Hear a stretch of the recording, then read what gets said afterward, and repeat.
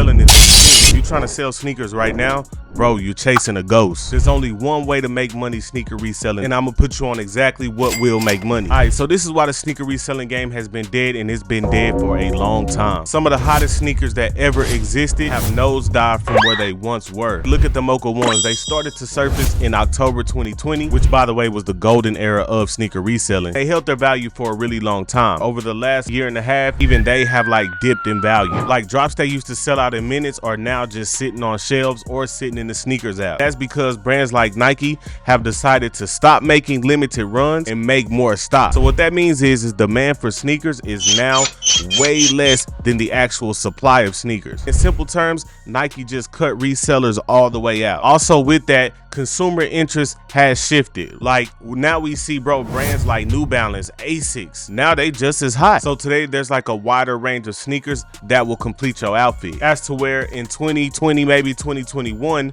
you had to have on a pair of Jordan 1s or your fit was trash. And like even take a look at pandas, right? People used to like pandas, but now, bro, don't nobody care about no pandas. And last but not least, the economy, bro. The economy that we live in is completely f***ed up. So just to keep it real with you, nobody really has disposable income. People don't have extra money to be spending on a pair of shoes like they did in 2020 when the stimmy checks were rolling. Now, some of the top sneaker resellers in the country are even shifting gears, further proving that even for them, established resellers, it's just a lose-lose game right now. We all get into anything to make profit. We all trying to make some money, right? And along with Nike raising retail, meaning sneakers that used to cost $170 are now $210, that cuts into profit margins, bro. It's crazy. So like that same sneaker, right? If market on that sneaker is $230, that cuts into our profits. And with taxes, we might not even break even. And also, I would like to take partial credit for this because I was one of the early people teaching people how to sneaker resell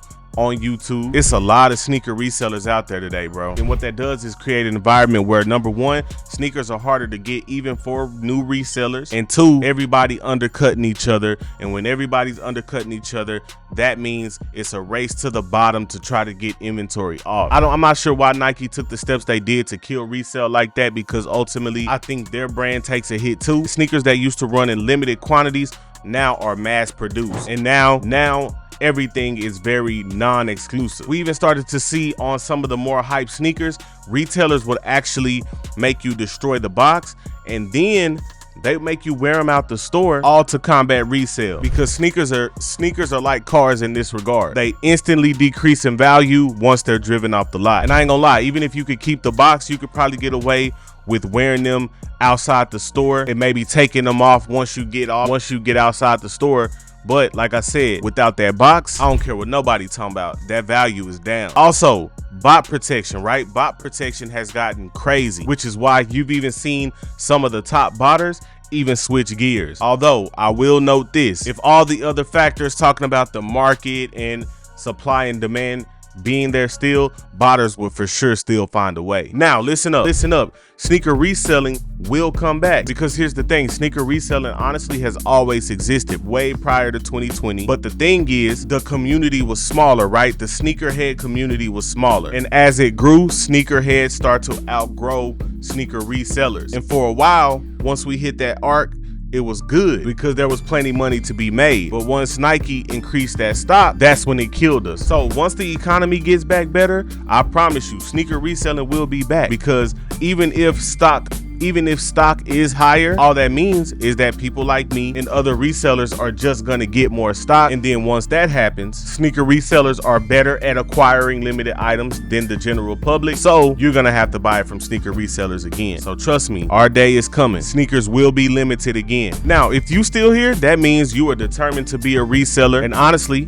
that's the key. If you still wanna do it, that means you have to be super dedicated, super engaged. And here's the only way that you can succeed. You got to go after limited edition sneakers like Travis's, because sneakers like that are still very profitable. Now, I'm not going to waste your time talking about why Travis's are limited. We know why. But what that means is the demand will always outweigh the supply. And while they're not as profitable as they used to be, you still double or triple your money on them anyway. So let's talk about how you get Travises. I'm gonna tell you exactly how you do it. The first step is when they drop, you have to hit every single raffle. It's really a numbers game when it comes to that. The more raffles you in, the more chances that you have. And being in a cook group like I am, most of them will help you find every single raffle in the entire world. So that's number one, you gotta enter every raffle. Next, you gotta be informed, right? You gotta know when they dropping. That's honestly half the battle. Like for me, somebody who was once a sneaker reseller and who's also been unplugged for a minute, I have to kind of go catch up and figure out and get back in the culture and figure out what's dropping and what's coming out. You gotta stay ahead. You gotta follow pages like Soul Links on Twitter, who's gonna give you a tweet notification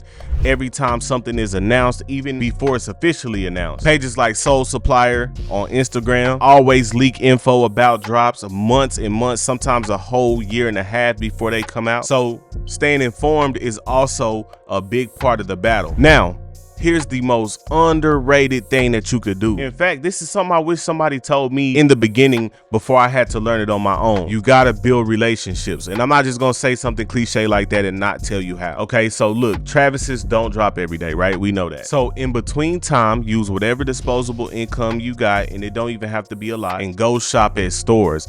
Not just Foot Locker though. Go to the smaller boutiques type stores, right? Like Center, like we have here in Fort Worth and Dallas, we have Center. Shop with them, because I'm about to give you some more sauce, right?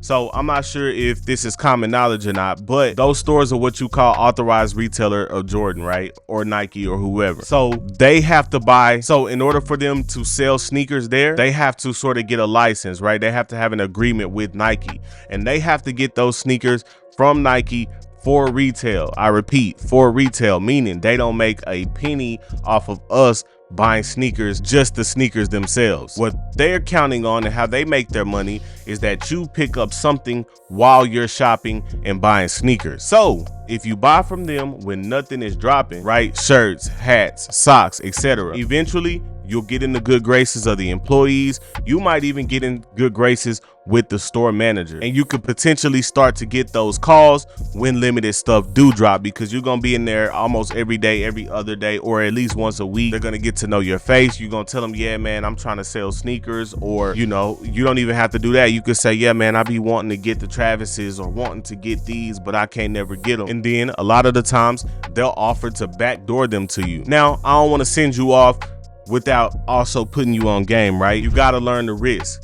And the biggest risk in this game is fakes, wooks, whatever y'all call them where you from. See, the market for fakes is rampant, bro. And my rule of thumb is to always buy from authorized retailers who give you a receipt with your purchase. And remember this, bro, if the deal is too good to be true, that means it is too good to be true. It's probably fake, used, or both. And last but not least, do not put your eggs in one basket. Don't just rely on limited sneakers, because truth be told, they don't come out enough. So a lot of the stuff that the main sneaker resellers are transitioning to, honestly, it's still reselling. You just taking the sneaker off of it, right? So that means now you're opening yourself up to electronics, right?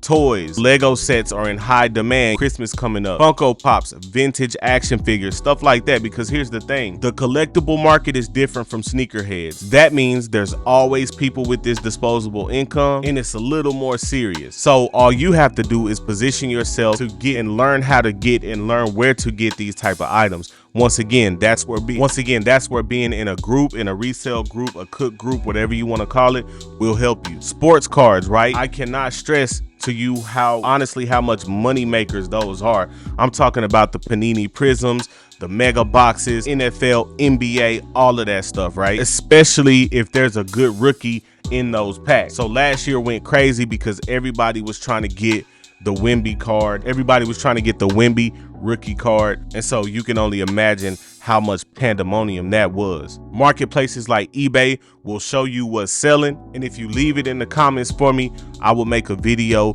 that goes deeper into that. I want to say, Rico Gang, man, it feel good to be back. And like always, man, Rico Gang, I love y'all. Let's get it.